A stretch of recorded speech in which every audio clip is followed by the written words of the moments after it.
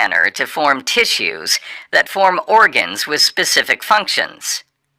Malignant cells are defined by their ability to invade adjacent normal structures and be disseminated or metastasize. Malignant tumors can metastasize at any point. They do so by having cells break off from the main tumor, enter the bloodstream and/or lymphatic channels, and travel to other parts of the body to initiate a new tumor. Their ability to invade eventually affects the function of the normal tissue into which they are growing. Metastases is a multifactorial process involving complex interactions between tumor cells, vessels of the lymph and vascular systems, the basement membrane surrounding those vessels, and the extracellular matrix, which consists mainly of collagen.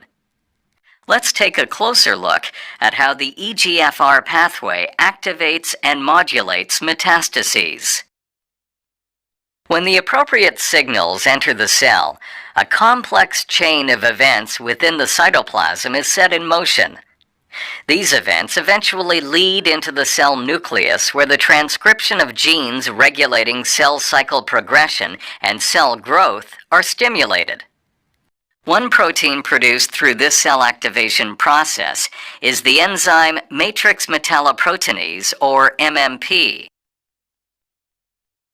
When a tumor cell metastasizes, it breaks off from the main tumor and enters the extracellular space. Tumor cells secrete MMP, which degrades the collagenous extracellular matrix, or ECM, breaking through the basement membrane that surround the tumor and allowing the tumor cell to migrate toward the blood or lymph vessels.